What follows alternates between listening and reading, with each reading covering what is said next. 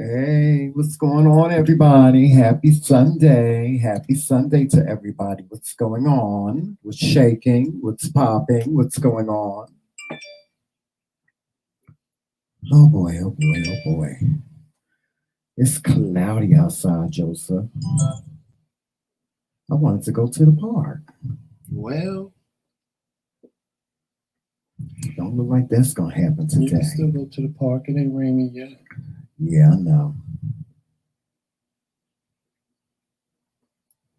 Hopefully it don't rain. We can still go. I see the girls aren't used to us being here on Sundays because I don't see nobody in the chat. Where the girls? Where are the girls? Oh, what's going on, girls? What's going on? Girls, where are the girls? Woo. Joe, what he got? What is he chewing on? Get that from him, Joseph. What is it? Tape. Thank you. Now,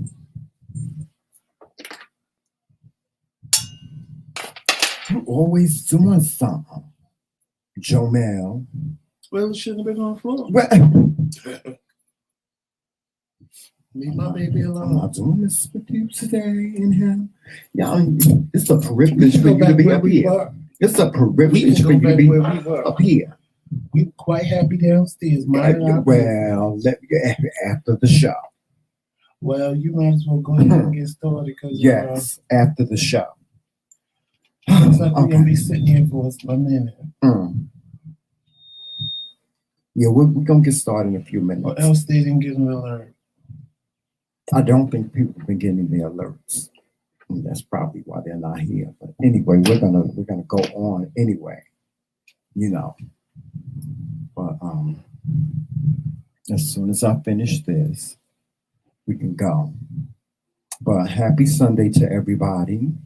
For those of you that have joined us and those of you that will join us, because I'm pretty sure people will be here in a few minutes, Joseph. I see there's some people in the bushes. What's going on, people in the bushes? Ain't nobody in the bush. Yes, sir. It's two people in the bushes. One person is you. Huh? There's only one person in the bush. Why? Why? How you? What you mean? I see Counts two. us. We both in there, but that we not two, we one.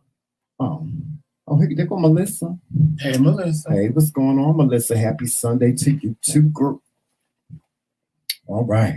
Well, we ain't gonna delay. We gonna get started. All right. So here we go.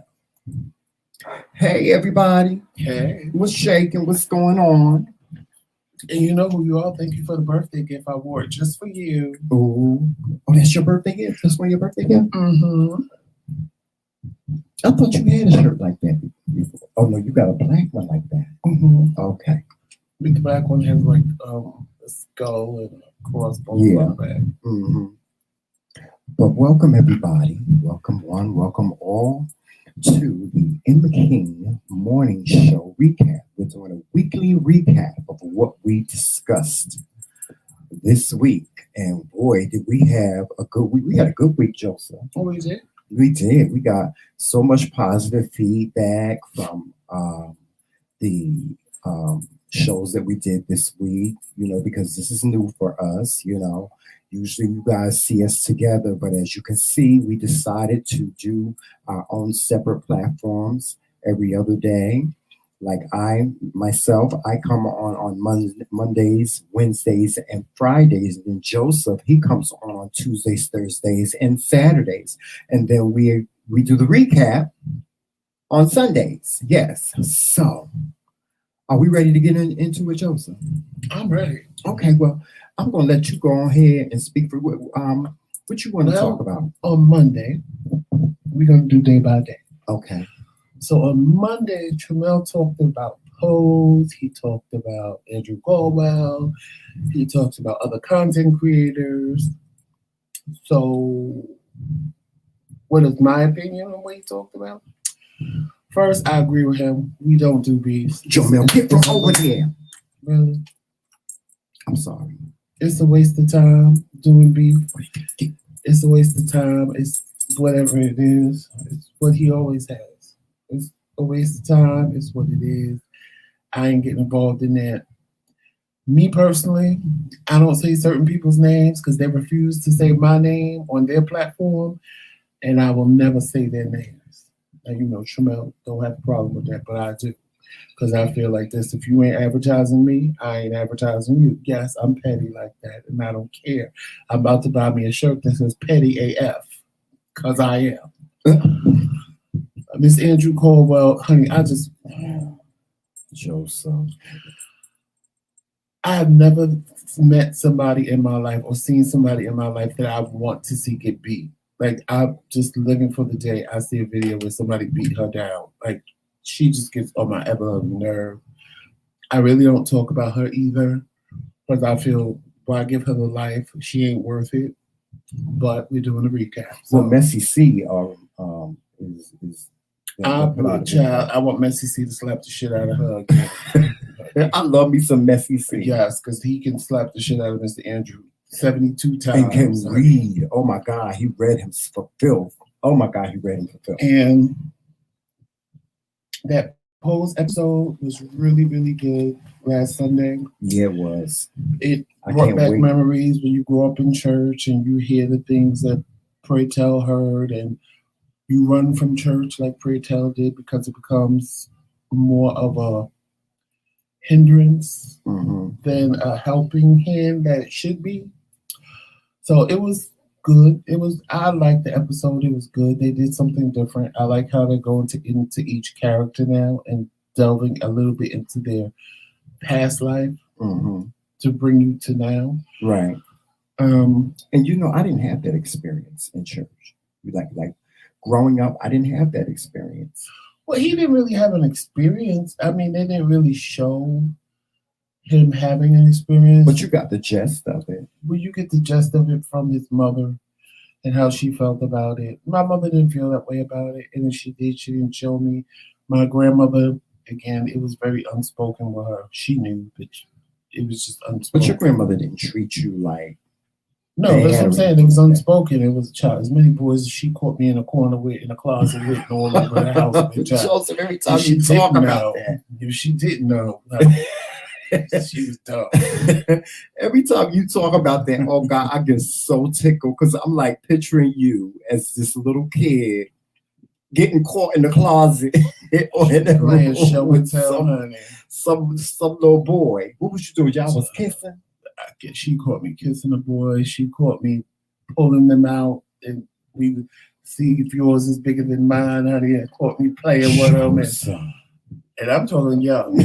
I'm talking 6, 8, 9, 10.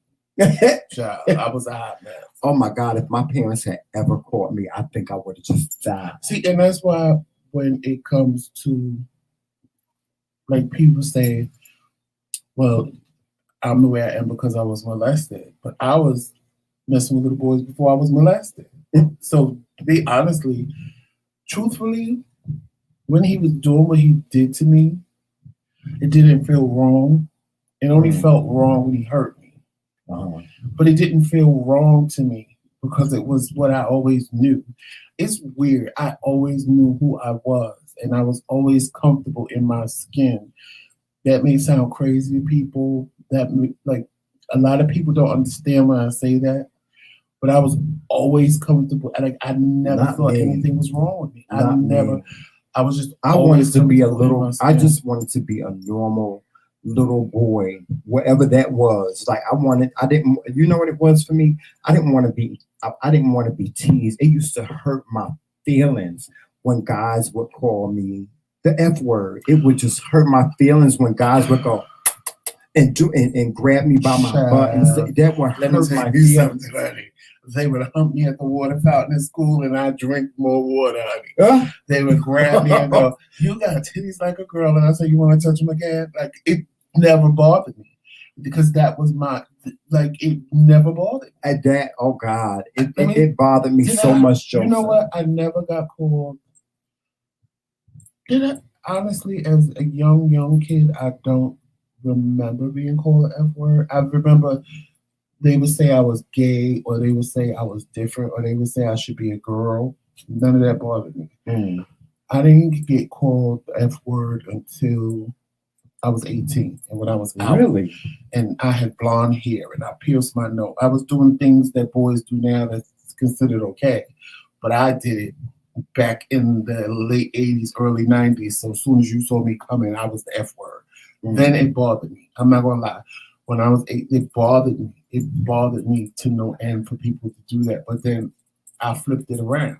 They'll look at me and go, look at that F word. And I'll stop and put my hand on my hip and sashay around and go, where? Yeah. Show me one, bitch. Show me one. I don't see one. Where's one? And that would kind of back them down. Oh God, because I it was would so hurt big. my feelings so bad. I would get so infuriated. Like my younger sister used to call me that all the time. She used to always call me an F word. Hey, Tyrone. And Hey, I would get Roxanne. so mad. I really would. I would get so mad. But you know what was deep about this episode with Pray Tell when he was talking about, and this happens. It happens. It happens now, and it happened back then. When he was talking about how his stepfather was molesting him, and his mother, she just turned her head and she didn't say anything. And that happened. It happens, Joseph. A lot, and it happens today.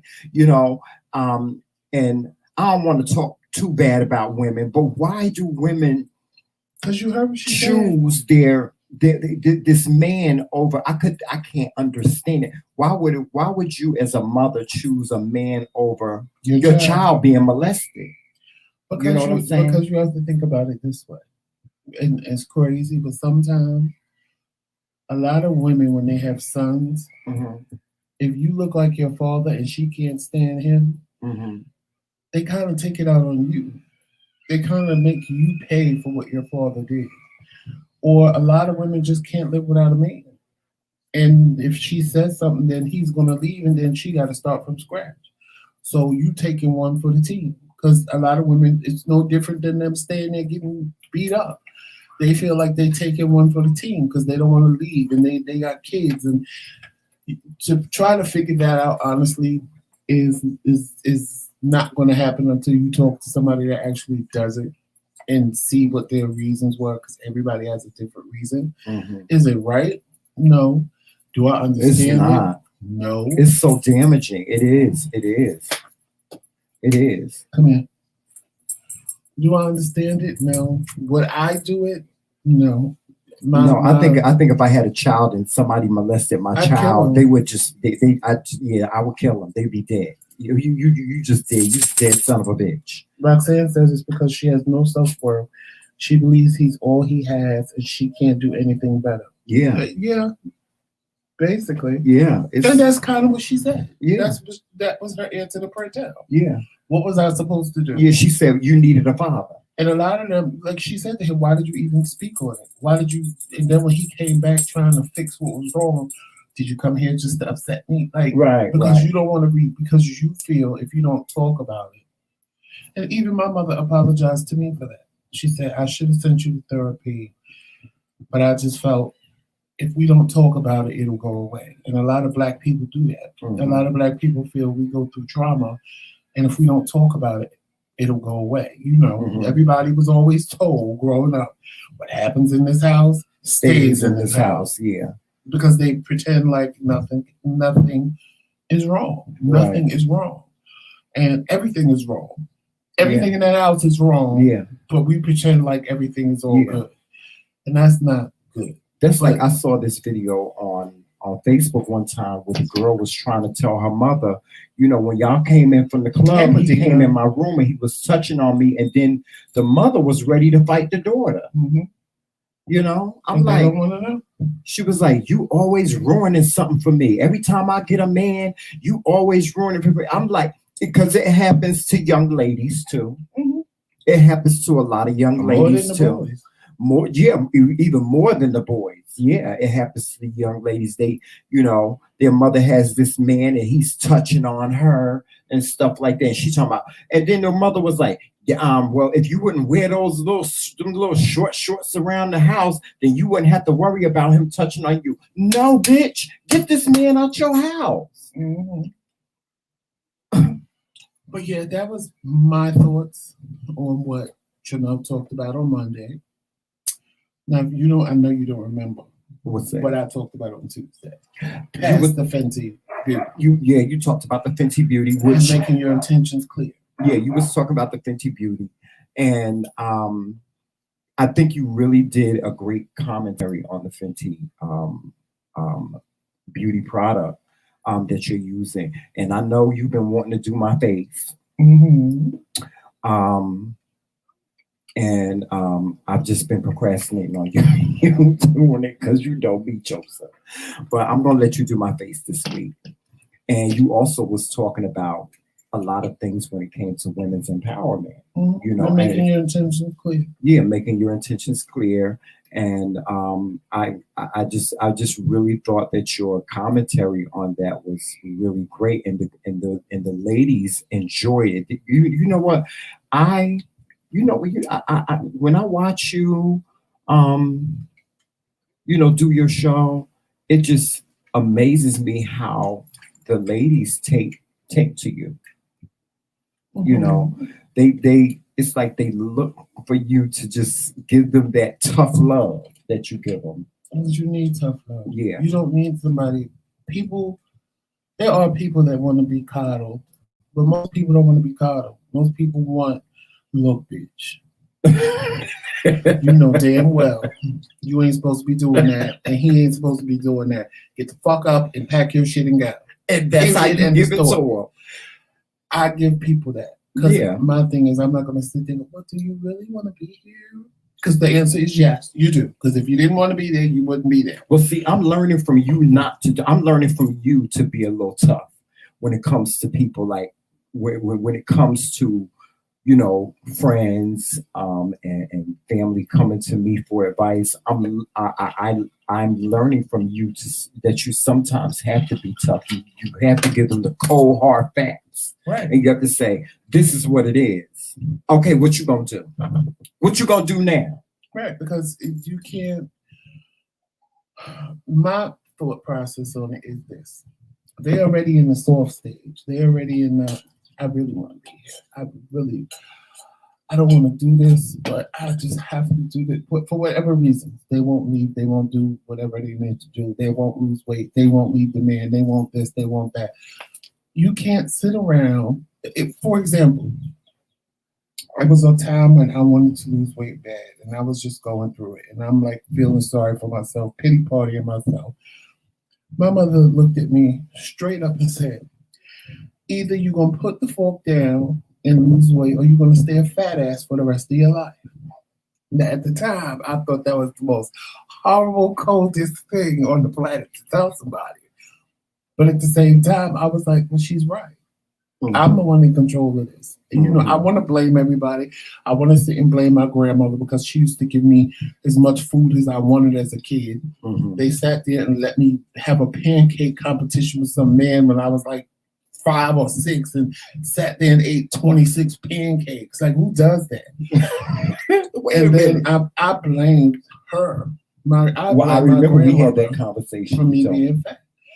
But at a certain point, I was the one able to feed myself. Mm-hmm. So even if she screwed me up in the beginning and I feel like she screwed me up, that's fine. But what am I doing now? What am I doing to take control over what I feel she messed up? Well, she did it for love, I know she did. I'm not. I didn't look at it as a. Because she was like, my baby hungry. My baby hungry. He's going to eat. I confronted her with that. And really? I did. When she was alive, I confronted and her. What did she Why say? would you do exactly what you just said? She did it for love, right? She said you was hungry. And you I cried, and I wanted my baby to eat, right? And I was like, but at some point, you should have just let me cry. And And she was like, no. I've seen those Maury. Have you ever seen those shows Maury Povich did, where the women would be on there and their babies would be huge, and their friends of their family come on and say, why are you feeding them? I mean, the little babies eating McDonald's, like eating like 2 Big Macs and so on. We read what Whitney Hutton said. Mm-hmm. Yeah, read that. Oh, Whitney, for real? I'm sorry to hear that. Whitney Hutton says, Kingz, I was crying like a baby during the episode. I recently found out about the molestation that went on in my family. My parents used to ask us if anyone ever touched us. Now I understand why. Yeah. Yeah, my friend Larry used to do that. I had a friend, and he had he used to every day when his son came home from the babysitter, he would sit in the room with his son, and it used to just. And at that time, I used to feel so bad for this kid because he would sit there and interrogate his son and say, "What happened? What did you do? What did y'all do?" I need you to fix my button because it's coming off. What's the And my matter? boobs are going to be out. Oh no, child, you don't want to be an expose. Okay. No, y'all, but yeah. But yeah, he would come home and he would interrogate his son every single. I mean, Joseph, like for like at least an hour. He would be like, "So what did you do? What happened? What did you eat? Did anybody touch you? Who was sitting next to you?" I mean, he would ask him every single question. And the bad part about people like that is their kids are the one that get touched and then they will tell because they do that and the kid becomes so scared in their head that if something does happen, it's like, I'm not going to tell. Because they more scared than a kid that you go, "How was your day?" And they tell you, "Did anybody mess with you?" And I asked him why he and they used be to like, do "No," that. and you leave them alone. Because at that point, you're not scaring. I think that's scaring kids. That because I know somebody else that used to do that, and I told them with their daughter, and I stopped. I said because you are traumatizing her with no questions. It looked like it was traumatized. And then if to something the kid. happens, she's not going to tell you because she's going to be. It's a double-edged think sword. that she did something wrong because of all the questions you ask Right. every single day. I mean, every day. And you know, and when I asked him, I said, "Why do you do that every day?" And he said, Hey, Lisa. he said, "I've seen too many talk shows and seen kids." Because he said, "When I watch TV, I see kids being molested." He said, "And that's why I'm gonna make sure that don't nobody touch my child." I mean, I get it, but it just is. He said, "I love my son so much." He said, "I just don't want." He said, "It would just." He said, if somebody hurt my child, I don't know what I would do." You know. I mean, I get it. So let me ask you this. What's that? So the part I talked about on Tuesday, because we actually conversated about this amongst ourselves. What do you think about making your intentions clear to people? What do I think about it? Right. Do you think, you know me and you always used to get into it. And I look at you and go, well, it's common sense. Yeah. And you go, well, I didn't think that way. But now that we had that conversations and I make my intentions clear, we don't run into those problems. So what do you think about people doing that? Even though I like Trimell was the one that said, make your intentions clear to me. Tell me what it is that you really want. Right. Just leave it up to interpretation. Right. For me, like I said in the video, I feel like when I do that, I'm treating you like a child. Like, I need you to do this, and when you do that, put it here and go here and do this. Well, when you put it that way, it does make you feel like a child. But here's the thing about making your intentions clear. I think you should always make your intentions clear. Listen, I'm one of those people. If you say to me, Trimell, I got good news and I got bad news. Don't tell me you got good news, you got bad news. Just tell me what it is. That's just who I am. You know, I have as a child, I went through being around people that and being around my peers that would, smile in my face. And then when I wasn't looking, they would say all these horrible things about me. You know what I'm saying? And so as I got older, I was like, listen, you don't like me, tell me you don't like me. Oh wait, that's the other day. I covered that too on Thursday. Yeah, I know you did. I know that. But what I'm saying is that I'm just using that as an example. But if you don't like me, tell me you don't like me. You know. Right. Just make it clear. And don't be trying to use me. You know. So tell me what it is that you want from me. Don't be because What hurts is when you figure it out. What makes you angry is when you figure out that this person ain't being genuine with you. And that's why I just believe in making your intentions clear. I mean, I've been friends with people and then come to find out they've come to me and said, I can't stand you. Like right out. I can't stand you. I always hated you. You see, I've had the opposite. I've had people tell me the opposite. I've had people tell me before they met me, what you said, I was stuck up bougie and they couldn't stand me because it was like, who do I think I am? And then they got to know me. And it was like, oh my God, I love you now. Because you were nothing like that air and persona that you first portrayed when I first met you. And it was like, well, what did you want me to do? Walk in the room with my head down and look unsure of myself. And I think confidence runs people off. And you, even though you think you don't, you exude confidence when you walk in the room. Who, me? You exude confidence when you walk in the room. I told you when I first met you, I thought you was the most arrogant thing on the planet. And that's what turned me on because Trimell, see me, there's different. I know what I'm doing. And I do it on purpose. Trimell is just who he is. It's just a part of him. So he doesn't even realize that he exudes this confidence that I exude. And I guess because mine is intentional and his is not intentional, he doesn't realize it. Mine is intentional. I walk in the room, honey, like, yes, the bitch is here, honey. But you know what guys would tell me? Guys would tell me, I didn't want to approach you because you look mean. Right, because of the arrogance. But I'm telling you. And when people would say that to me, I'm like, I'm the nicest person you ever want to be in your entire Which life. is true. But when you walk in the room, you have this air about you, like the king is here. And that's what turned me on because I'm like, ooh, he can match my yes, I have arrived. I wish I knew what I was doing because I've never like when people say that to me, I just no for real. And this is not because he's my husband. This is before we was even married. He used to make me so mad. When I tell you Trimell made me so mad, like if we went somewhere, Trimell could walk in the room and in 5 minutes there's like 10 people around him. And I'm saying, that is true. Are you kidding me right now? Get away from my man. And then I go bust it up. Excuse me, move it. Like remember last year Pride when we went to that event? And this boy just grabbed him, and at first I'm like, okay, I don't know who you know. We just got back. I don't know who you know. So I'm holding his hand, and the boy grabs his other arm, and I'm like, okay, let's see how this is going. Because if he don't say, oh, hey, how you doing? I ain't seen you in a long time. Bitch is gonna get popped in the mouth. Oh. Speaking of, and then we'll move on to your Wednesday show. The pictures came up from when we went to Chaz's thing. Yeah, and Lisa and Melissa liked the picture. And I said, that's the event we went to when the boy grabbed me from behind. Yes.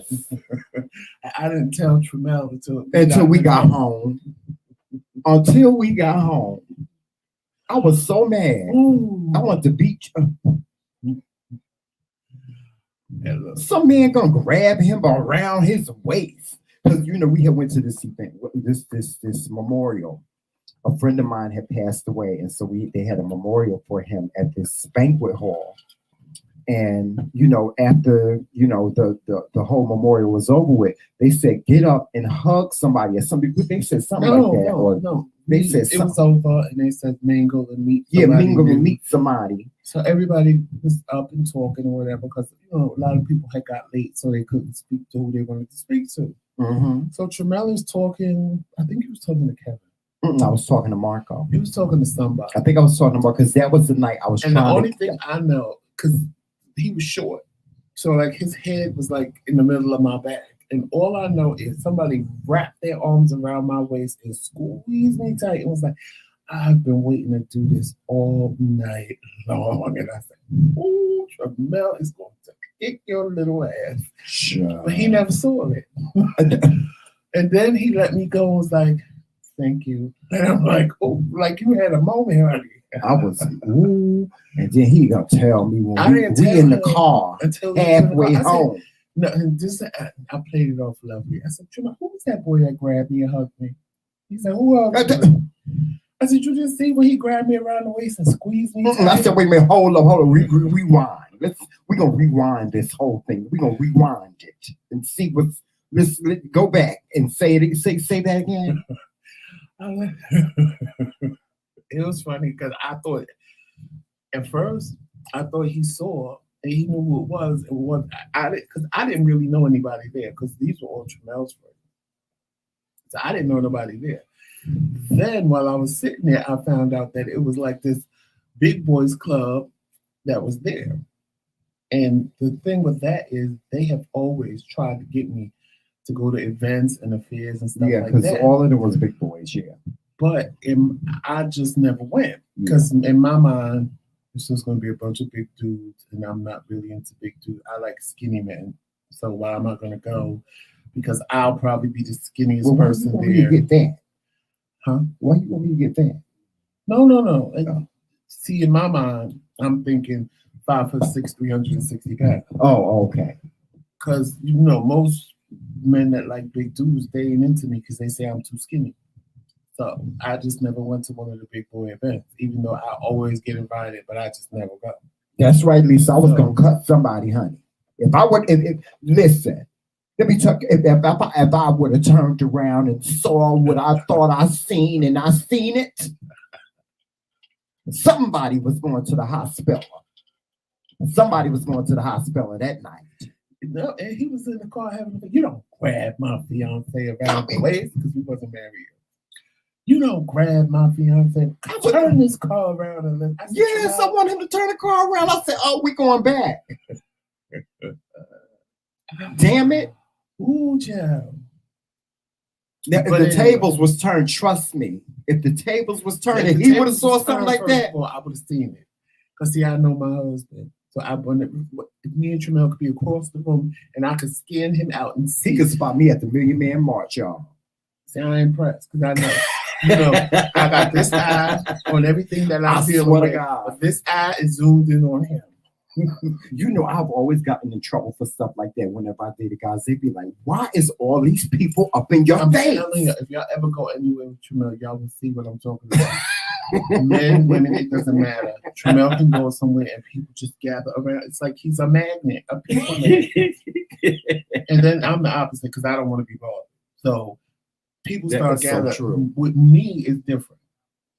Me, I'll sit there and be looking so mean and evil that all the people that I like to mingle, I'll be like, but see, I'm the opposite. People just test me because of the way I look, and they be like, "Smile. It's not that bad. You can smile." And then when I smile, oh my God, you have a beautiful smile. Then they want to. Yeah, it's hard to get a smile out of Joseph. He always had that serious look. Do the serious look. He always had the same serious look, just like that.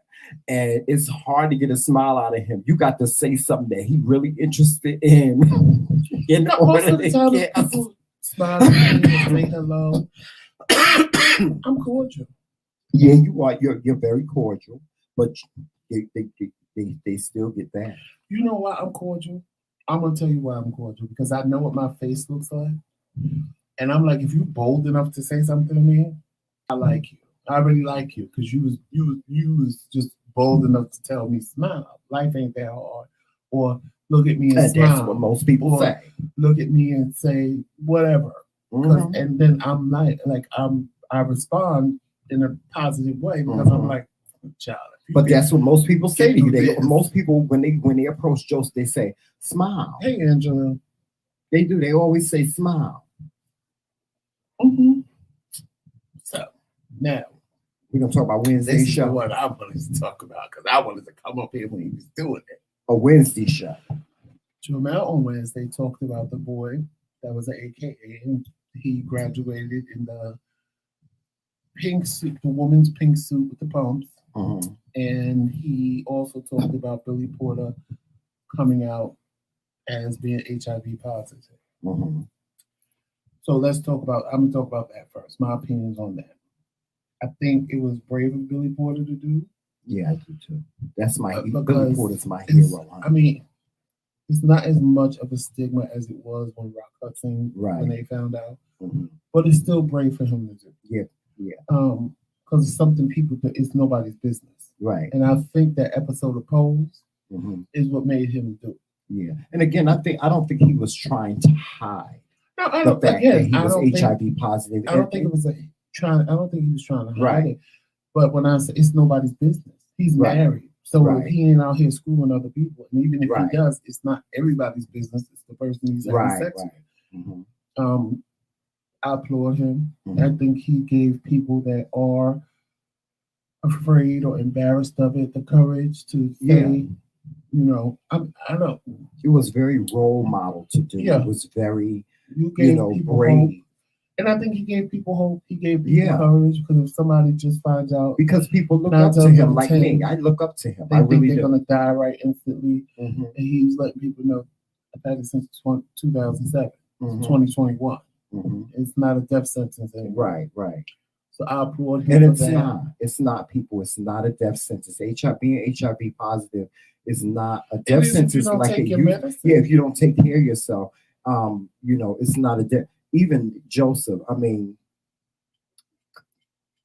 they've made great strides compared to what we Right back in the saw day. our friends Right. endure. I mean, I've lost, oh God, all my friends died.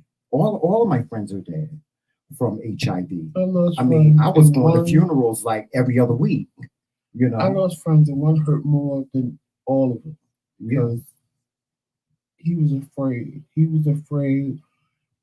He made fun of people that had it. So when it was his turn, it was just I don't know. I don't know. Like there's no reason for him to be dead right now, and it bothers me in my spirit because I loved him to death. That was like my little. Oh, I look back on I those can't times. talk about it, I look but- back on those times and I look at myself now and say, wow, I made it through all of that. Oh, trust me, I sit back and I'm like, child, I made you know how it many through all people of I that. know that didn't make it to 30. To see your friends And who I were made like it to 50. muscular and big and just vibrant turn into these little small, I mean, because it back then when there wasn't the medication that it is today, it deteriorated. So you know what it was for me? For me, it was going out and seeing people, Mhm. and little by little having to meet new people and make new friends because all the people you know were there, Mhm. all dying, Yeah, and didn't want to come out there. Yeah. Couldn't come out. yeah, it was hard. It was like you constantly had to make new friends. Oh my God, it was And hard. I'm not even going to say friends because everybody wasn't a friend. But we all went out. We all went to the same clubs. We all hung in the same circles. If you was from New York, you all know we hung out in the village before all this new village stuff. That was the place to go. Hang out on the pier. Go to Keller's. Go to Two Mhm. Potatoes. All those places down there. And every time you went, 6, 7, 12 people was disappearing. Mhm. And little by little, it was just new I mean, if we generations name coming. names, we could But name. I'm saying it was just new people coming Yeah, and old people dying. yeah, And you can't even say leaving and moving on to a better life. right. They was just dying. So you just made new associates. And Mhm. then they died and you made new associates. The older you got, Right. the more people died. Mhm. And you still standing there like, damn. Yeah, Am I I mean, the if only we name original? names, even people that we did not know, people that we knew of, we could go on forever naming names.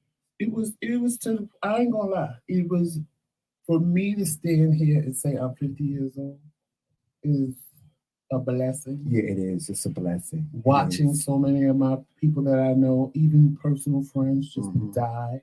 Mhm. It's like a blessing. Yeah, It's like, damn, I made it.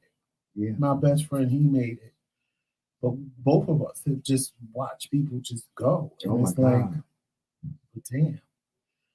Like, I kind of get why we don't have friends. You know what I'm Right. saying? Because most of the people we had as friends are gone. Or gone, right? Or some of us are lucky, like me. Me and my best friend's still here.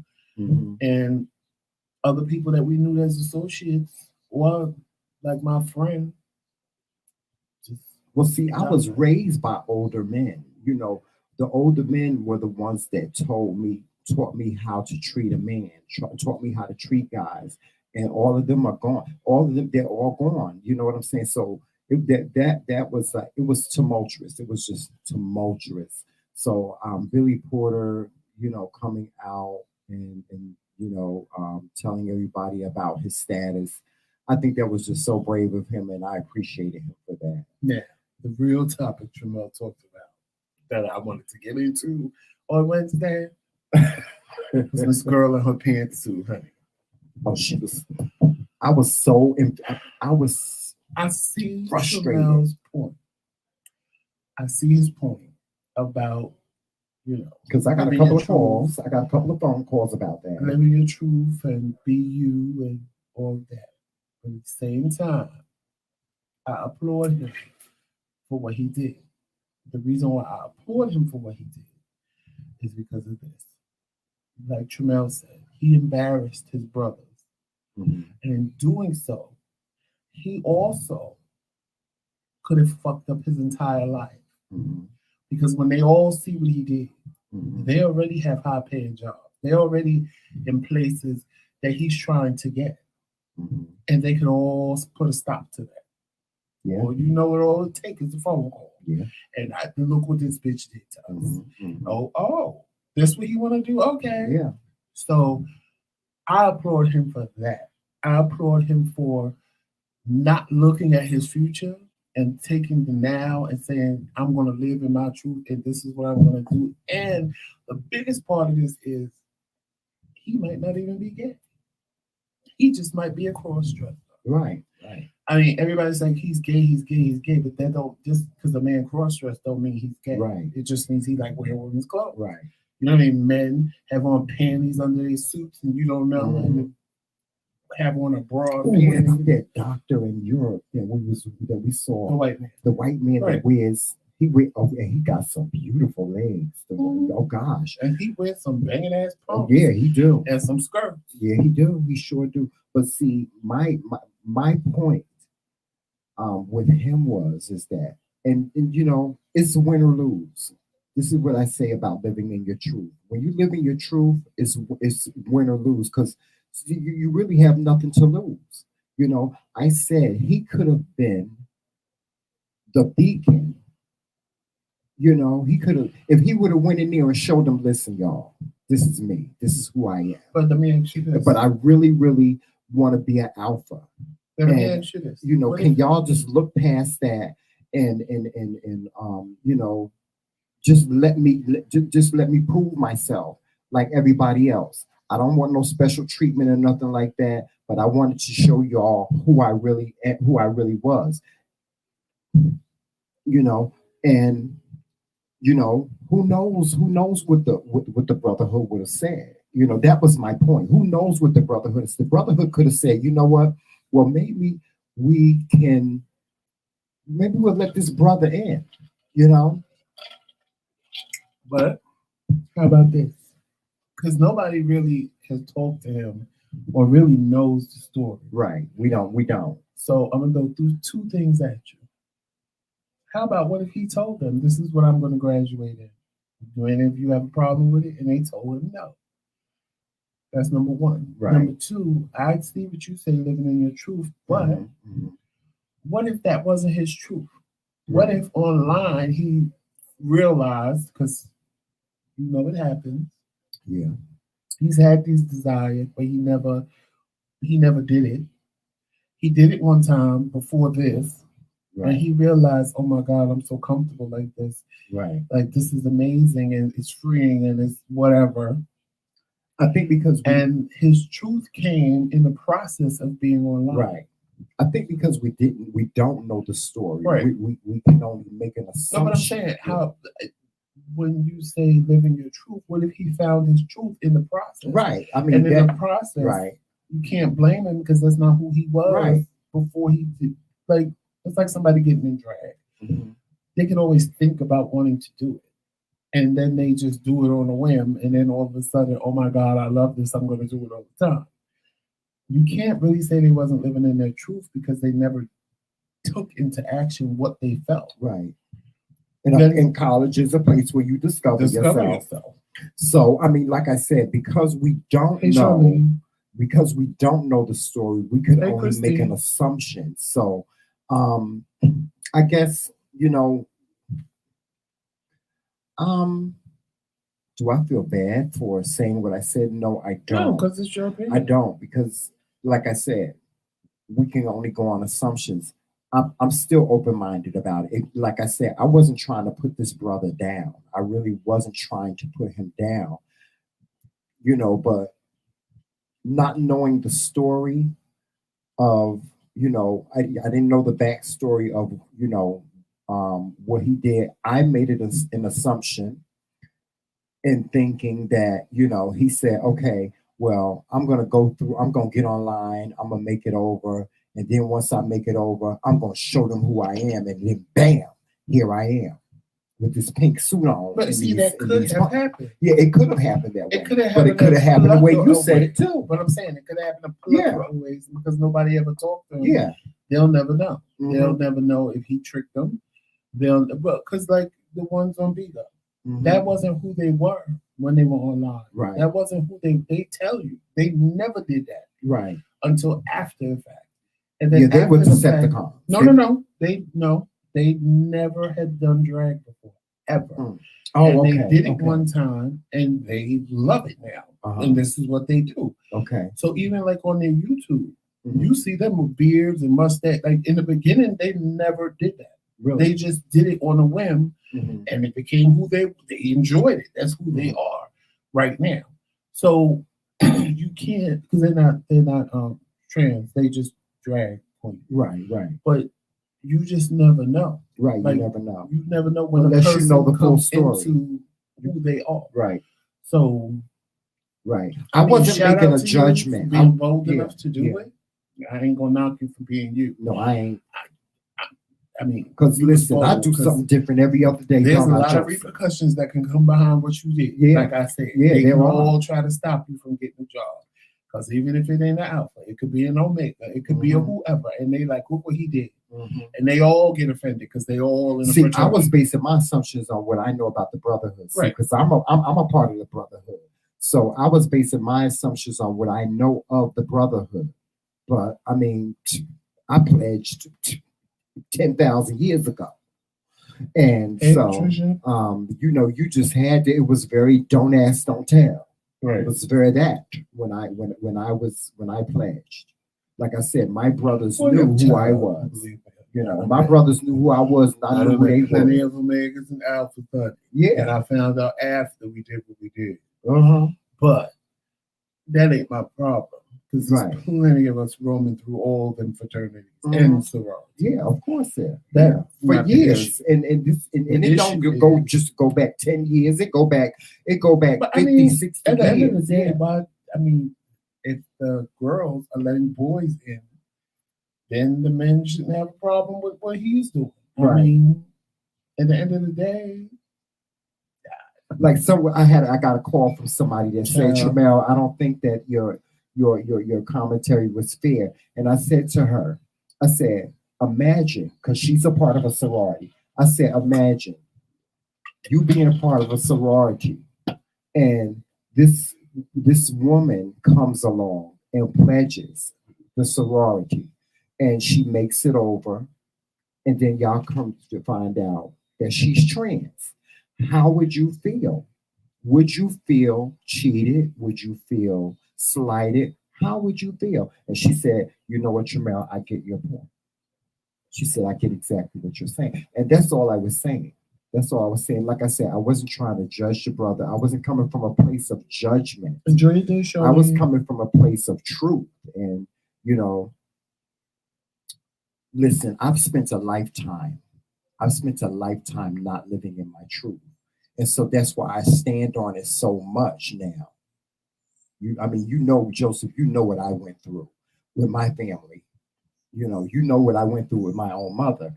And I'm still like, even with my own mom, I'm taking baby steps. My mom ain't never seen me with my nails painted. You know what I'm saying? And when she sees it, she gonna be like, Trimell, okay, What is this? Let's talk about that. You know what I'm saying? I remember, Joseph, I wore a pair of skinny jeans in front of my mother. My mother was, and I told you we had this conversation. We were talking about this. My mother said, "Who is this? Who is this Trimell? I don't know this Trimell." Mm-hmm. You know what I'm saying? She said, "I don't know this," because me in my childhood and in my adult years, because I knew, because I thought my mother didn't accept me for who I was, I stayed away. So my mother didn't see that side of me. So let me ask you a question, and then we're gonna move on to the next thing. Okay.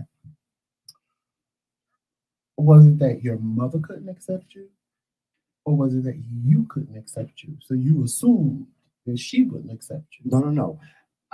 I No, accepted listen to what me. I say. Mm-hmm. Is that you didn't accept you, and you assumed that she wouldn't accept you. No. Because a lot of times, if we are not really comfortable in our skin, Mm-hmm. we say people are not going to like us, or people are not going to do whatever. And it's not them, it's us. We are scared to be ourselves in front of people because we're kind of still, I mean, when I say uncomfortable, I don't mean, oh, I'm not comfortable being gay. I'm just not comfortable being me in front of whoever because they're not going to accept me. Right. And I had this conversation with somebody else. I was like, but you're all you can be. Mm-hmm. If a person don't like you, they just don't like you. Mm-hmm. If what are you supposed to do? Stop trying to make everybody like you because everybody ain't gonna like you. I was like, you the first person to tell me, I don't even know how you have friends because you're evil and a bitch. I said, but that's why I have friends because they know where they stand with me. And I think that's why a lot of people like me because they know where they stand. They know if I don't like you, I'm going to tell you to your face, I don't like you. Leave me alone. Get away from me. And if we cool, we cool. And I think that's why people like me because I am so raw and I'm so real and I'm so, they don't have to wonder what we were saying before about, I don't want to listen because they outside, but the neighbors. Right. We prefer the lighter shade because they'll come out and say, oh, what are you doing? I saw you doing this. Or, what happened the other day in your house? Or, I heard this, I heard that. Our people will sit there and talk about you like a dog. Right. Smile up in your face, create a whole story that ain't true, and tell everybody in the neighborhood a whole big old lie. Sitting there like, well, girl, that didn't happen. That ain't what was going on. And whatever. You got to clear up everything. Right. But let me say this. I will say this. In the beginning, you know, I'd say from childhood up until I got out of high school, I was not comfortable with who I was. I was not, I just wanted to be normal. And what I mean by normal, I just didn't want to be ridiculed or teased. I just really didn't. That's what really made my childhood and my teenage years tumultuous. It just made it a horrible experience for me. But let me tell you something. When I first went to a gay club, child, I accepted me for me. I was like, let me tell you something, child. It was just so liberating. It's like walking in. It's like you. It was like, listen, I had walked into a whole child. It was like I had walked into heaven, euphoria, heaven. I was like, oh, these, and it was men, and they was, and Charlie was like, you know, why? Charlie was because just loving all this young tender. You feel like you're the only one. Yeah, because you don't really meet anybody else like you, especially if you grew up in the hood. You ain't really meeting nobody like you. So you feel I'm like club. Child, when I went to that first club I went to was Midtown 43. No, Better Days. First club I went to was the Octagon. Oh, see, I went to Better Days. Baby, let me tell you something. Let me tell you something. When I saw all those men up in there hugging and kissing and carrying on and dancing on the dance floor, I was like, first I felt like a fish out of water. But then I just, the more the night went by, it was like, this is my world. This is my world. Child, let me tell you something. I got there, and the person that took me said, I'm gonna tell you that, and I always think about this because he was not lying, and I don't even know if he is still alive. Kudos to you, because he would be older than us right now. But we lost contact. But he told me, he said, before you go through these doors, he said, looked at me and said, you a little young queen. Because I was only 19 years old. He said, before you go through these doors, I'm telling you now, you can go through them doors, but I'm telling you now, gay life is a fast life and a lonely life. By the time you're 25, you're going to be considered old. And you, you go through on your own. If you don't want to live a life like that, I'm telling you now, turn around and walk back to the train station and go home.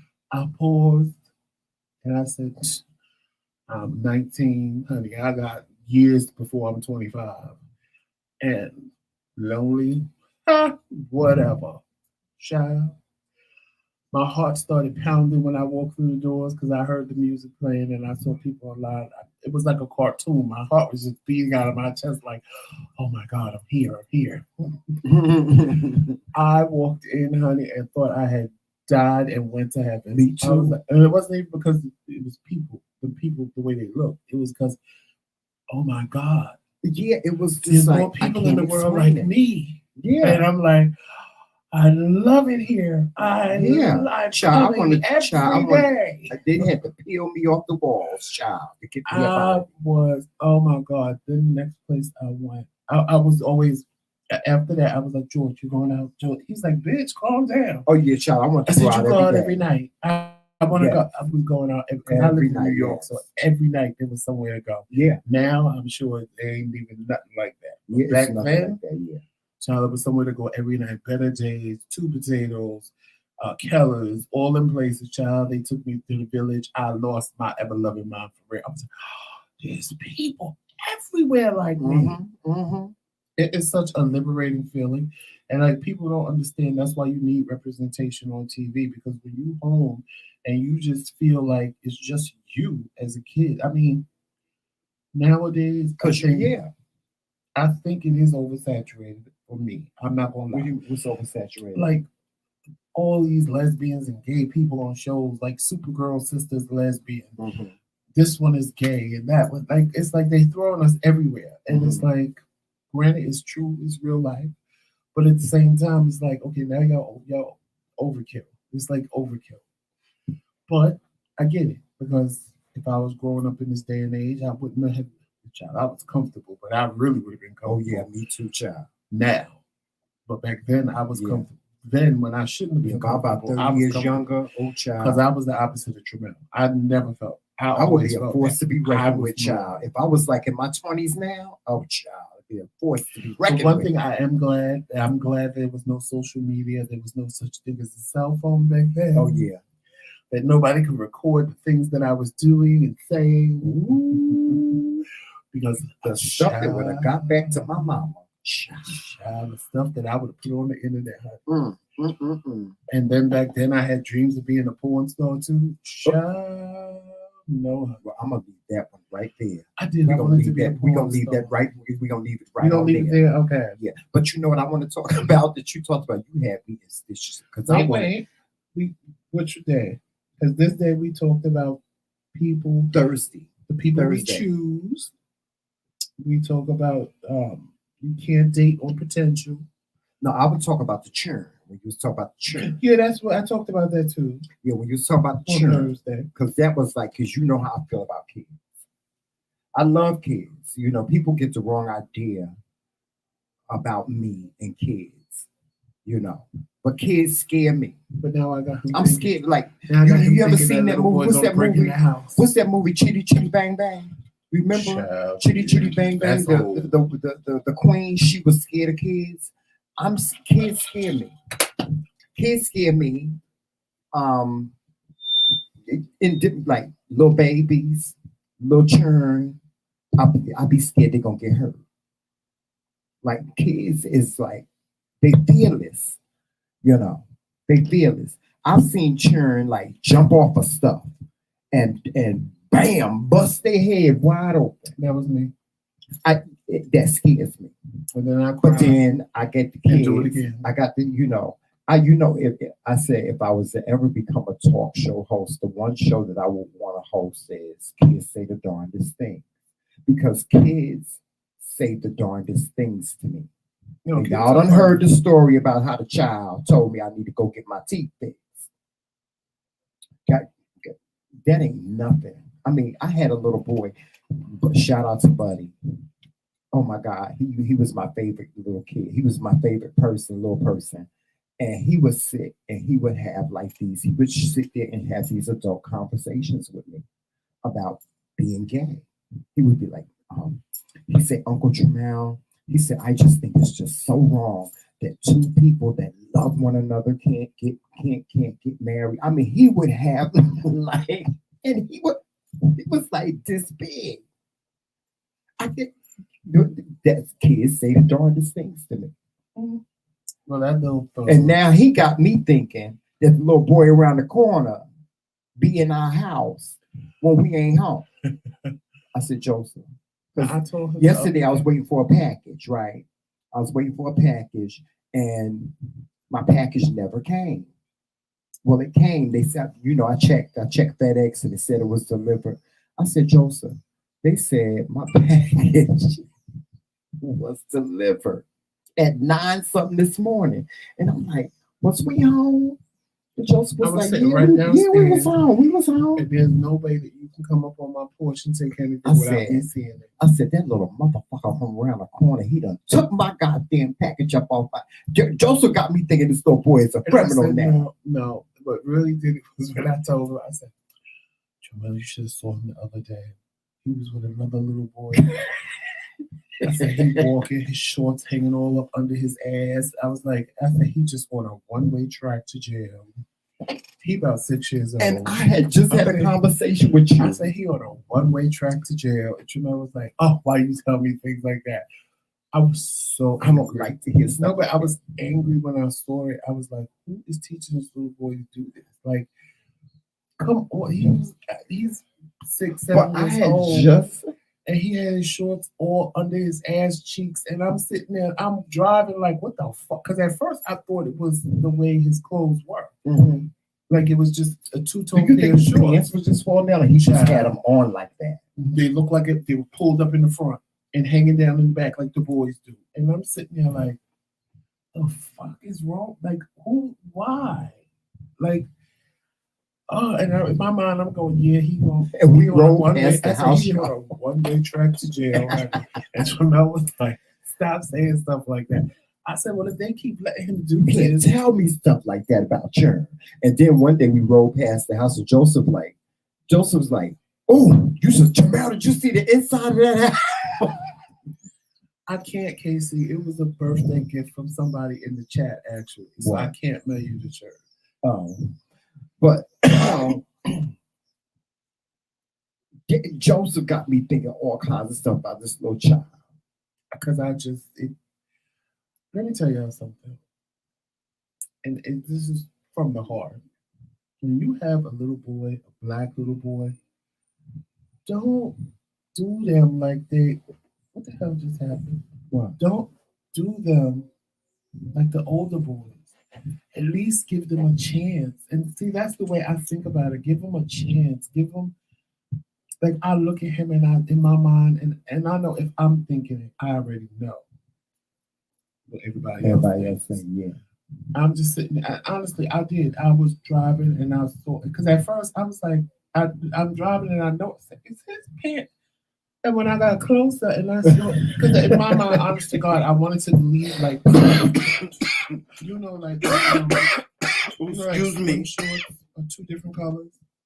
I really wanted to believe that they were 2 different colors. And when I drove up, because I had to turn and they were here, and when he saw me, he stopped. And I thought, oh, if this little bitch come to my house, I'm gonna be mad. And when he stopped, that's when I said, God, I said, you on a one-way track to jail already. And I don't want to think that way. I didn't, but in my mind, I'm like, it's coming. You knocking on people's doors, you lying about what's in somebody's backyard, you walking around here like you a thug, and I'm like, and I had just had a conversation with you and said, Joseph, you shouldn't judge. But at the same time, talking to him, he is the most polite, well-spoken little boy ever. Mm-hmm. So that's the part that pisses me off, that you so well-spoken, but you giving this whole impression of being that. And it just makes me mad. It does. It's like, I joke around with kids and say whatever I say, but at the end of the day, I want them to succeed, especially little black kids. I want them to succeed. I want them to have a chance. And it's like I look at him and go, child, I know where you're going. And it's sad because I don't want to think that. I don't. And I feel bad and I feel like I'm no better than, my window's open. I can't say it. But I feel like I'm no better. But when it's just, it makes me want to cry. Because, like, why would you let it? And they don't care. That's the sad part. They don't care. School boy be all over the neighborhood all day long. They don't care. And in a way, it was like I was washing the dishes the other day, and it just hit me like, how do you know he's not coming here because you supposed to help him? I'm like, help him do what? Child, not me. That ain't my child. Yeah. But at the same time, it's like I just want to snatch his mother and say, like, are you serious right now? Are you serious? Like, you just let your little black son walk through a predominantly white neighborhood, knocking on people's doors, looking like he got a gun. Right. And what did I tell you? I said it's not his fault, Joseph. No, it's not. It's not his fault. You I can't don't- blame him. He's a kid. He's innocent.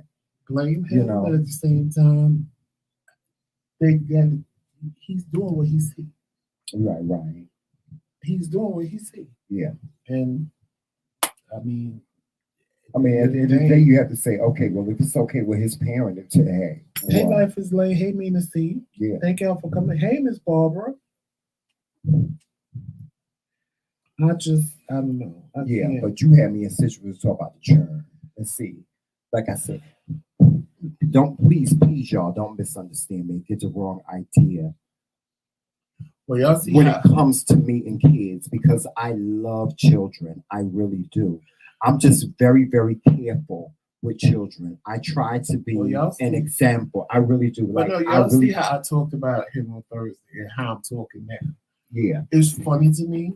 I'm being honest. It's funny to me. It's a kick. I get a kick out of kids. I do. I love it when I hear a little kid that shouldn't be cursing, and they know how to. I think it's the most hilarious thing on the planet. Yeah. But at the same time, as a black man, I don't want to see a little black boy just end up that way. Yeah. See, I get a kick out of it. Kids make me laugh. They be having bothers me. Yeah. And if it didn't bother me, then I probably would be an asshole and wouldn't be human. But it bothers me to see that, and it really bothered me that day. When I want to say it was the same day I made the video. I want to say it was the same day because I went to the store, and when I was coming back, that's when I saw him and the other little boy. Mm-hmm. And I was just like, "Are you kidding me right now?" Like I was so blown by what I saw. It was like, "Are you kidding me right now?" Like, who does this? Like, he all over the neighborhood, and you don't even know where he is. If he disappeared today or tomorrow, she would have no clue where the hell he was. Right. But see, for me, it's like I've always been a kid magnet, and see when little kids come to my door like that, it's like, oh God, here we go again. This little boy is gonna take a liking to me, and then he gonna get on my damn nerves, knocking on my door every 5 minutes. Oh no, that's not going to happen. And it's like I said, I don't let no churn in my house. If I don't know you, but I don't really mess with kids like you know what I'm saying. I don't, but I would never. As I say, listen, wait right here. And then when I went back and saw all that damn grass sky high, I said, I'm not going back there looking for no. I knew he was lying, so I went on the side of the house and opened the little gate. I said, "Go get whatever it is." And then he looked surprised, like I didn't let him in the house. I don't gotta let you in the house to get to the backyard. I said, push the gate. And he couldn't push the gate. I said, oh, wait a minute, because you gotta lift that gate because of the way the ground is. So I let him through. And that's when he did what he did. I would say, child, take all the matter of fact, if you want, you can come back here when I cut the grass and you can take all these little stupid stories. Yeah. Save me from having to pick them up. Now, what you talked about on Thursday. Was that Thursday? Yeah, Thursday. What you talked about on Thursday was it's right there in front of you. Very interesting. when you talk about friendship People don't change, and people don't change, don't date on potential, right? And how you can how did you say it? You said you were talking about how if somebody if a friend if you see your friend treating somebody a certain type of way, well, that was Saturday. Was it? It sure was. It was Saturday. I done moved to the other. I moved to the wrong damn day. Well, remind me because I ain't got my glasses. That was dating with potential. Stop. Oh, you're dating with potential. People are saying, I see the potential, but you already know they're a mess. Right. And, you know, talk about thinking you can change somebody and stop complaining about people when you made the choice to be with them and you knew who they were. You got with them. Right. You need to, I don't know what that is, Joseph. I don't know what it is. Yeah, come. Yep. Okay. Yeah, but yeah, that was very interesting what you were talking about because a lot of men and women do make that mistake. You know, I don't even think it's a mistake. I think sometimes people go into things like that head on. You know, thinking that if they get with this person, they're gonna change them. And then what really got me, what you talked about was when you were saying how people say, well, I done invested all my time into this relationship. I can't stand when people say that. My friend Darnell used to say it all the time. Well, we got 10 years together. I done got invested all my time in this relationship, and he gonna act right. Yeah, you go act right for somebody else. Yeah. But there are women and men that have fought and killed on that premise, on that narrative that when the relationship ended and it ended on a bad note, they got into their feelings and they've seen that person that they were with somebody else and said, I done invested all my time into this person for him to be with her.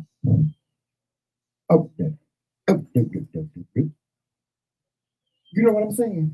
But they don't do. Yeah, but it's people that have committed suicide, have killed, have harassed the new woman in that man's life, or the new man in that man's life. Like I was watching this court show. I watched this court show in the morning called Protection Court, and there was this girl on there.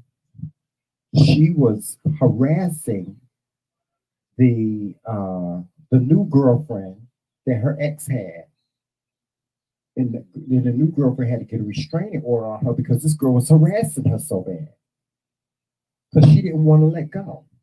Well, she got a restraining order now. Yeah, she had a whole restraining order on her because she didn't want to let go. But it happens every day. It happens like that every day. Lisa, see, and that's the point. Lisa says she has a cousin who was with her husband for over 30 years. He never did her right. Mm-hmm. He met a woman over a year ago, and they get married, and he changed his whole life around. Mm-hmm. That's because they weren't supposed to be together. Right. And that's the point I was trying to make. When it's time to let somebody go, let them go, child. I'm guilty of it. If it's meant for y'all to be together, y'all gonna be together. What's for you is for you. Right, but I've done it before. I've chased people that didn't want me, and it's tiring. I ain't never done that before. Oh no, because all you have to do is tell me, Trimell. See, there's a difference. For me, it had nothing to do with. It had everything to do with pride.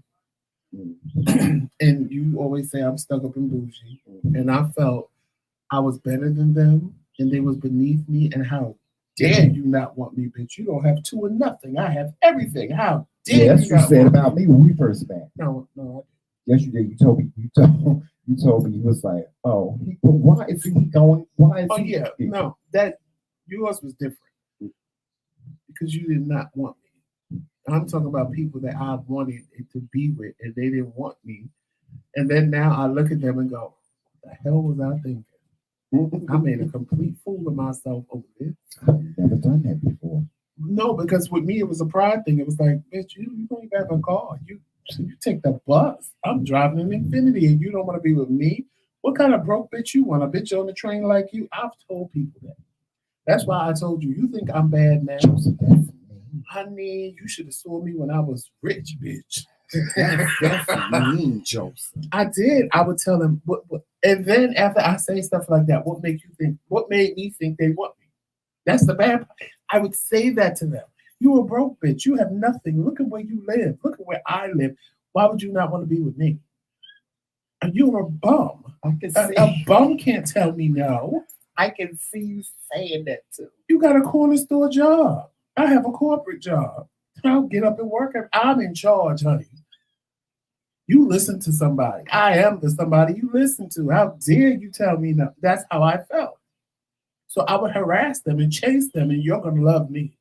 And the bad part is, if I made them love me, then I didn't want to be wrong. Is that why you fought Miss Pat Rice in the Yes, because I felt she was a monkey, honey, and how dare you not want to be with me? Bitch, I'm running around telling people I'm cute enough for the both of us, and they looking at me like, why do you like that monkey for?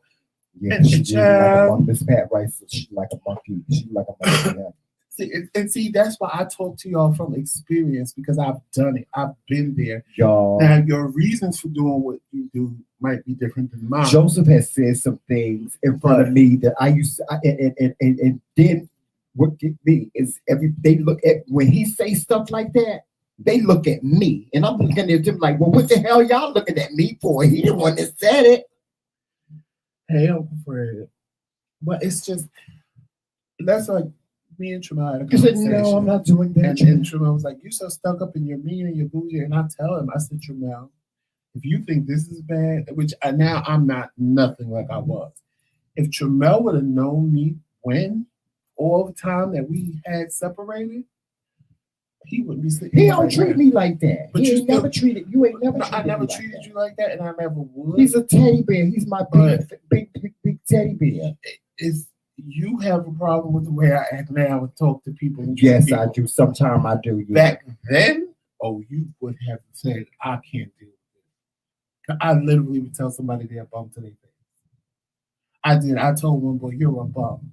You're big. You're going from bed to bed, from house to house, and you got the nerve to try to read me, bitch. How about you read a book, get an education, and get a job? How about you do that? Can you do that? Because clearly you know all you want to do is fuck everything you see, bitch."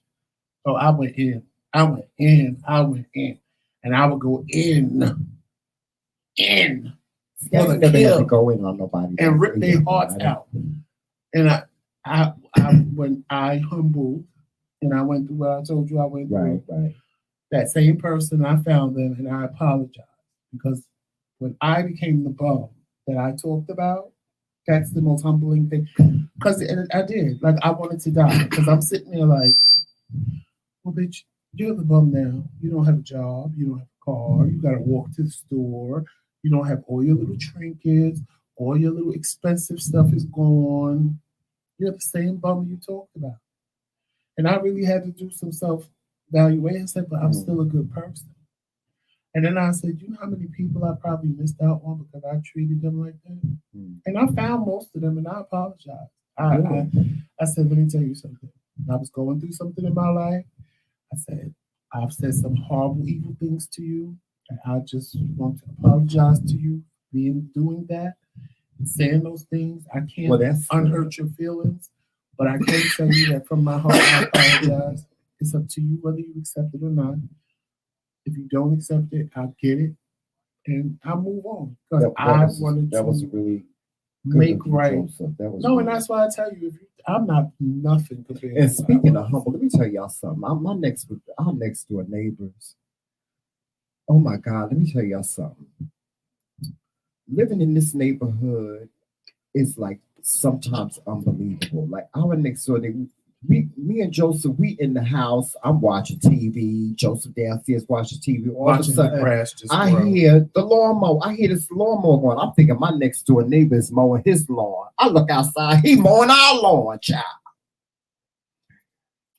Our neighbors are the nicest people you would ever want to meet in your whole entire life.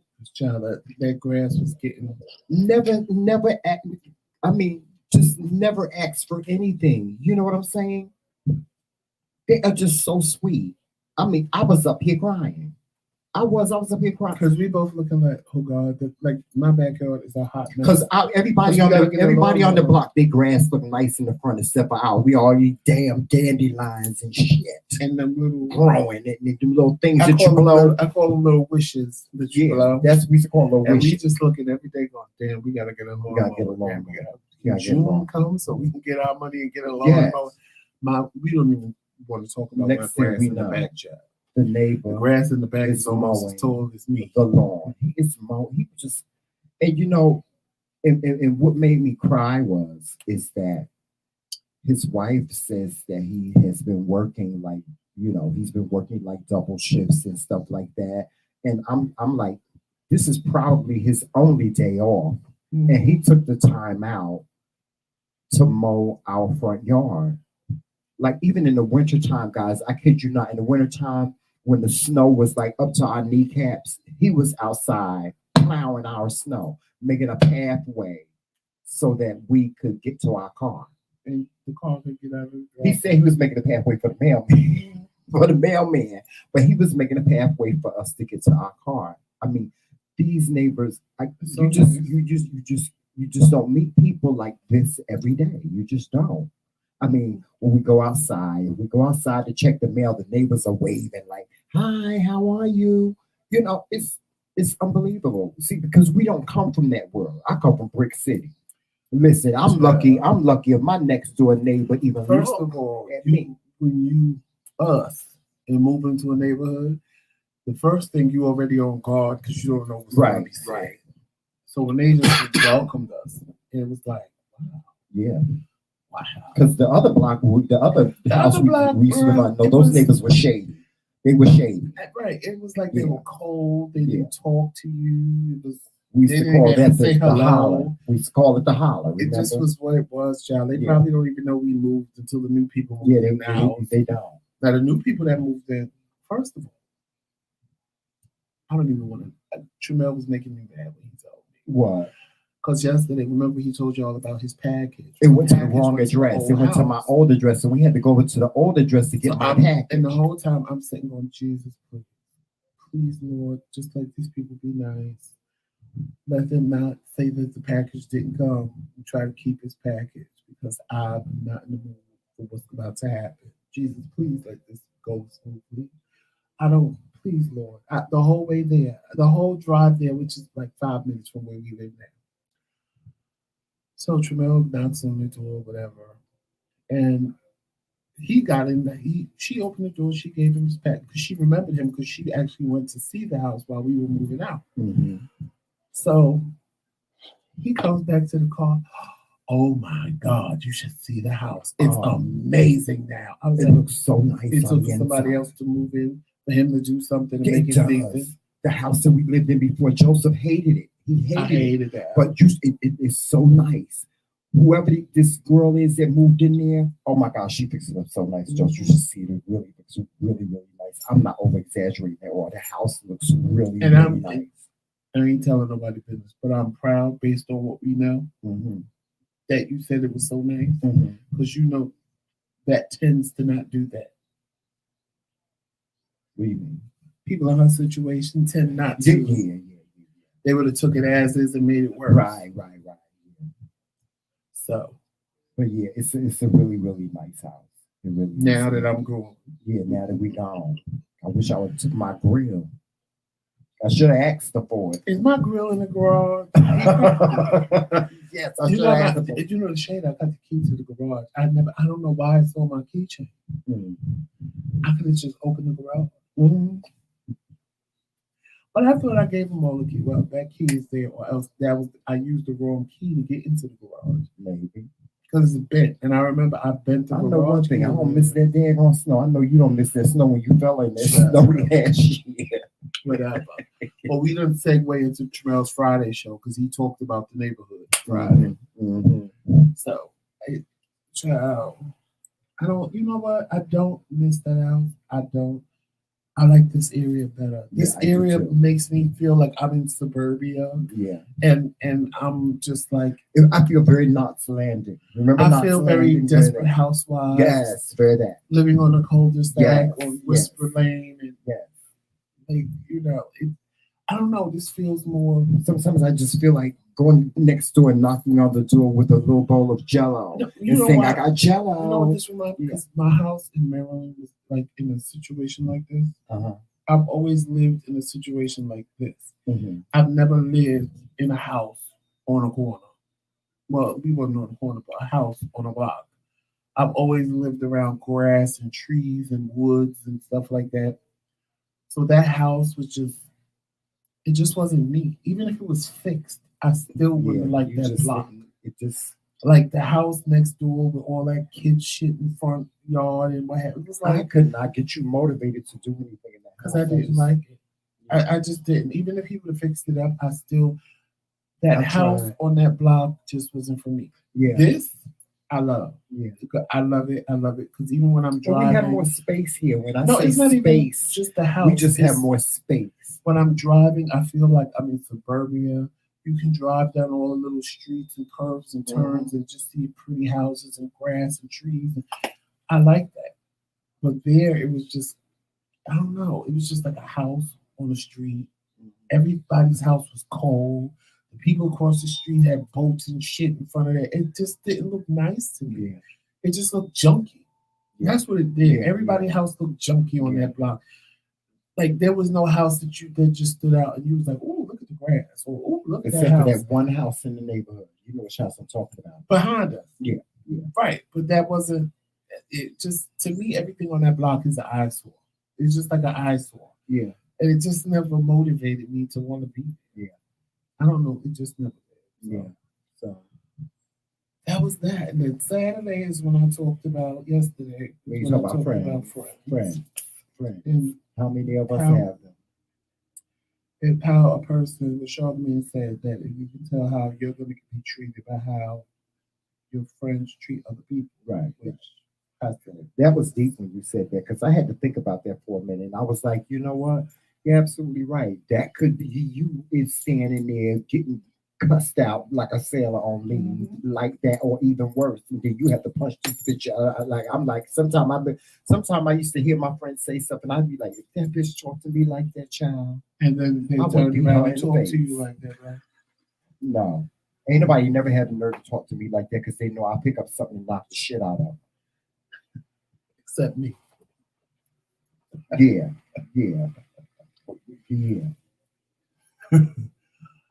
I don't know. I just think, I don't know. People, that goes back to my other show when I say people don't change. They don't change. And if a person change up on you, it's because 9 times out of 10, I don't know nobody that's just going to be your friend and all of a sudden not be your friend. Yeah. It's that either they weren't your friend to begin with, for real, or you did something to them. Because everybody would play victim. I didn't do nothing. I don't know why they're acting this way. I don't know what. And then you talk to the person and they're like, "Oh, well, they did such no so." And then you go back to the other person and be like, "Well, you didn't tell me that you did all of that." Well, I mean, that's not a reason for them to act that way. Yes, it is. Yes, it is. Well, now it's hard for me to invest my time in friendship because you know what I just went through. We had a friend.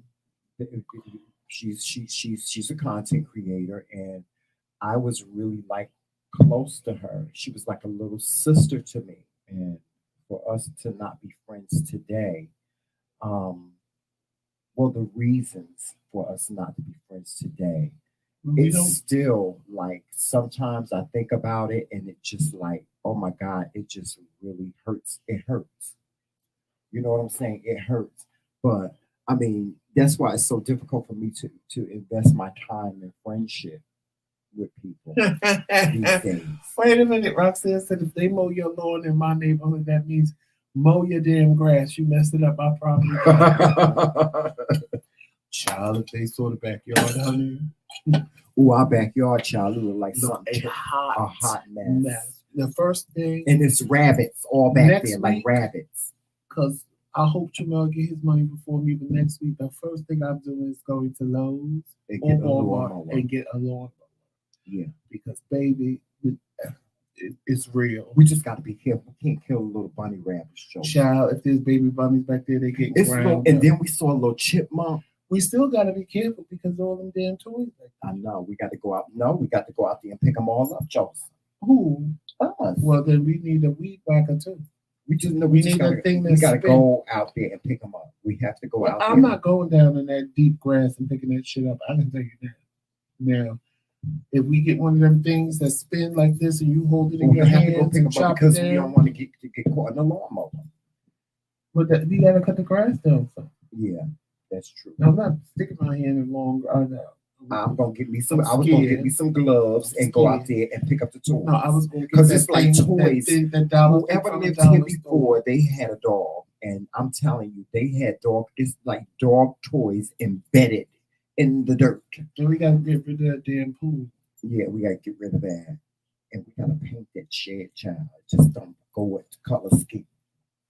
So yeah, paint it white or red, white, or something, child. It just look a hot mess back there. But speaking of the backyard, and we got to do the backyard because next month, y'all know what next month is? Do they know what next month is? tell. Next month is the Kingz wedding anniversary. Yes, we will be celebrating 3 years.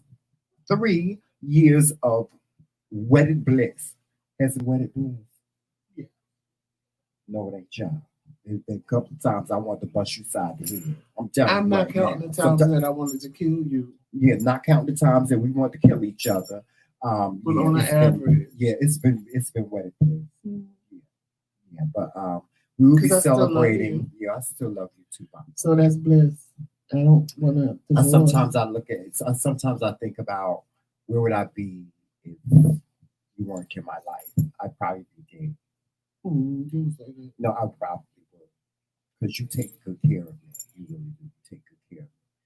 But we will be celebrating our 3-year wedding anniversary. You should be watching the show, not calling me. That's How right. about that? How about that, Miss Thing? Pop your thing on the side and say no. She won't. You wait till I get off this. You wait till I get off this line. But anyway, we'll be celebrating 3 years of wedded bliss next month, and we will be having 2 celebrations. We're going to celebrate we're going to have a celebration wedding.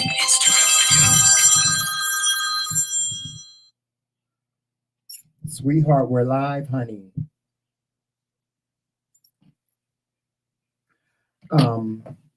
But we're gonna celebrate our anniversary because our anniversary falls on a Wednesday. So we're gonna celebrate our anniversary on the 26th of June, which is on a Saturday. And we're gonna do something on our actual wedding anniversary, which is the 30th of June as well. But it won't be as big. We're gonna have a little barbecue outside. So we're gonna go live outside in the backyard after we mow the lawn and make the lawn look cute and stuff like that. We're gonna go live outside for our anniversary. Hey, Gene. Yes, so stay tuned for that, right? What else we got coming up? And then it's Pride. Uncle Fred said, I love both of y'all, but I'm still cuss y'all out if y'all come here acting a fool again. Oh yeah, Uncle Fred, child. Let me tell y'all something. Uncle Fred, gosh, Uncle Fred has been the rock. He has been the rock, one of the rocks in this relationship because he has tolerated some shit from me and Joseph. I mean, smackdown, kick down fights from me and Joseph. And he'd be like, y'all, Trimell and Joseph, look. The last time he cussed us out. Me because I'm like, let me tell you something. He said, I don't want to hear this shit. Y'all get in the car and don't come back. If y'all gonna act like that. Y'all ain't gonna be doing this shit in my house. Y'all ain't gonna fuck up my peace. Yeah, he was like, ooh. But he's been surprised. I wasn't surprised. Like Uncle Fred is the most mild-mannered man you ever meet. Yes, see, for me, stuff like that don't surprise. Trimell be surprised. Like me, I'm like, child, that's Uncle Fred, child. You see, if you know, I said, Uncle Fred, he punched me in my mouth. And what would the Uncle Fred say? What did you do to him? Yeah, because he knows me. He knows me. He knows me. He knows Joe is not going to hit you or push you or do nothing to you. He popped me good too, y'all. If you did, every time I think about that, I laugh. No, let me tell you something. I laugh now when I think about that, but I swear I thought Trimell punched me in the side of my head. I swear I thought he punched me in the side of my head, and I paused for a second and I said, "You punched me in the head." No, you was like, no, you didn't just punch me. He just, I mean, it was like Speedy Gonzalez. It was that quick. Child. And then he said, I don't believe it. Oh, I'm gonna really kick your ass now. You know what? I walked home that day and I'm saying, why am I always the one to get physically injured when we have a fight? Roxanne said, that's right, Uncle Fred, put their asses down. I'm like, why am I always the one to get? Well, we'll tell these battle stories on our anniversary. We're gonna share some of the story, y'all, because I'm telling you, we have had some fights, and we have to look back on them and laugh because most of the fights that we've ever had was over something so stupid. It was so stupid when we think about it. But that's the great thing about being married to Joseph is that we entertain each other as well. Y'all don't understand. We entertain each other all day. Like this morning, he got up and he just kept on poking me. He does this because Trimell is like a child. He thinks somebody's stupid. He wakes up bright and early, right? And he mad because I'm laying there sleeping, snoring. I ain't mad. He rustling paper. All of a sudden, he got to puff up his pillow. All you hear, pop, pop, pop. I said, and I just opened my eyes. Said, you think you're slick, right? You trying to wake me up? You trying to wake me up? There you go. Abuse. That's abuse. Yeah, that's abuse. That's abuse. Don't be. I'm like, well, stop making noise. I'm trying to sleep. No, I go right back to sleep. I got up this. You take me. I go right back to sleep. I'm deep sleep. Papa, and I open my eyes, and give me your cup. All I see, no, not that one. All I see is glitter in my face like this, and I'm like, the hell? What do you want, Trimell? Here's your coffee. I am comatose sleep, so I take the coffee right, and I'm in the bed like that. I say, here, take the coffee, Trimell. I always if I go downstairs, if I go in the kitchen and make coffee, I always make him a cup as well. What's wrong with that? What's wrong with that? Absolutely nothing. See, I stopped making him a cup because when he sleep, like you're supposed to do, I let people sleep. I don't even do that no more. But it was time for you to get out of here because y'all have. Then he goes, "What time is it? It's time for you and your little mangy dog to go downstairs. Go in your little man cave. Just make sure you're back up here by 11:30 for the show." That's it.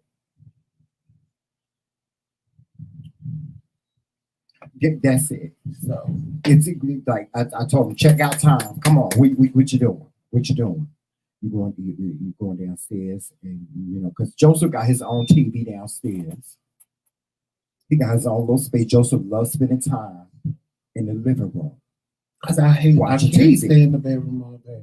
I like to spend time. See, that's what the other house, I guess that's what made me mad too. Because if you notice, I was more happy in the other house when we had the TV downstairs and the couch and what have you, and I could go downstairs. I've never been a person to stay in my bed all day or stay in my bedroom.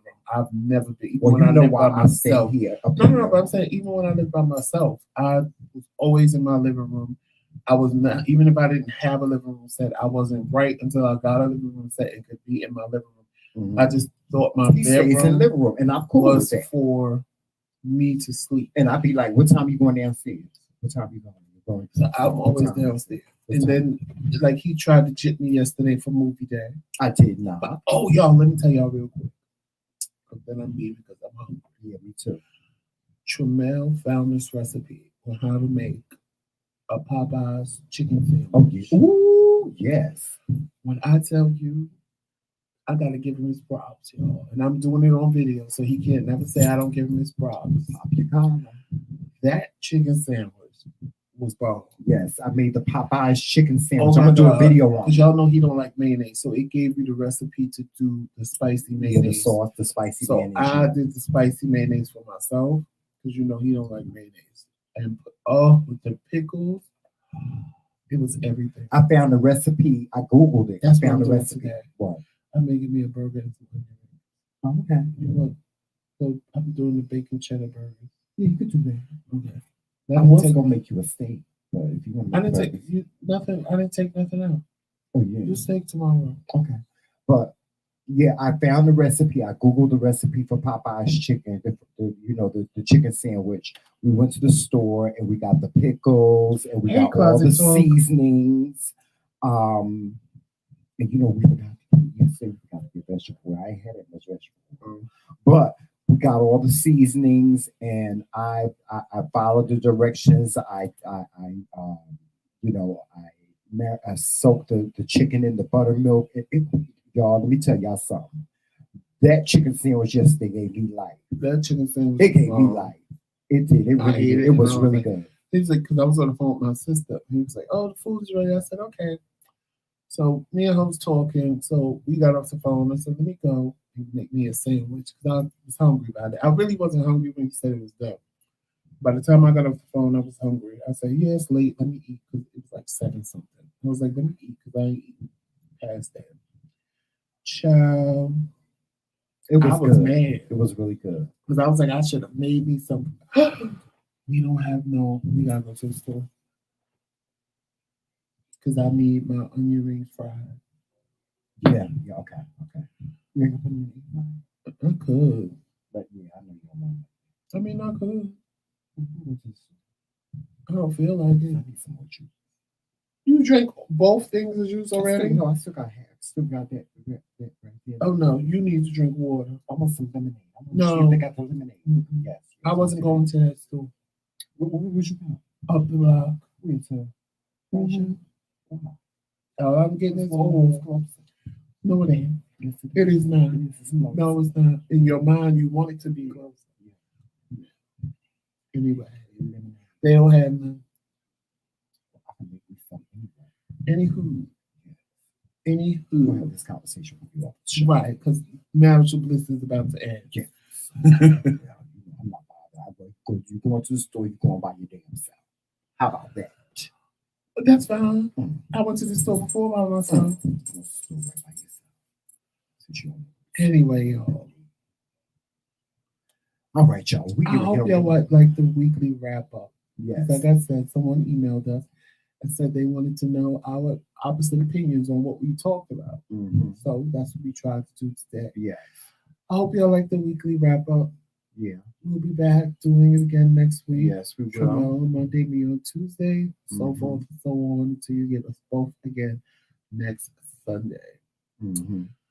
So on that note, please make sure you follow us on all social media platforms, Instagram, Facebook, Twitter, and of course right here on YouTube. Right here. Make sure you hit that like and subscribe button. And if you want to be part of the TheMKingz and be a knight at our roundtable, hit that join button. If you don't see the join button, it's because you're on an iPhone or iPad, and the link will be in the description box. Mm-hmm. Also, make sure you check out the TheMKingz boutique so you can get everything TheMKingz or Dare to Be Different. Yes. And when we go back to having coffee with the Kings, you can have coffee with us with our face on the mug. Yes. and be a night at the round table. Yes, of This course. is just one. Get your mug. Get your mugs. I think 4 mugs we have. Yeah, we have 4 different mugs. Yeah, Yeah. this is just the night mug. Yes. And there's 3 other different type of mugs up there Yeah. as well. We call And- that one the queen of the night mug. 'Cause that's Medina's mug. That's Medina's mug. That Yeah. mug was made specifically for Medina. Mhm. And make sure, you see, you made me lose my train of thought I'm sorry. because I'm good with rambling it off because I know it. But anyway, if you have any questions, comments, concerns, or show suggestions, please feel free to email us at TheMKingz@gmail.com. If you want to book us for anything, Yes. feel free to book us at bookthemcraykings@gmail.com. Yes. We are And available. We are available. We're available to host. We're available for Motivational speaking. We're available to marry you if you're getting married. Yes. All that good stuff. Email us and we will get back to you. Yes. Yes. And Prices vary. for everything. Yes. And yeah, no pride. I haven't got that email yet. Mm. But anyway, on that note, please make sure every day you dare to be different. Yes. Because nobody likes the same. Do your greatest work. And always walk in love, peace, sunshine, and happiness. And always remember, It's T. McCray. all damn day. See y'all later. Later, y'all. Happy Sunday.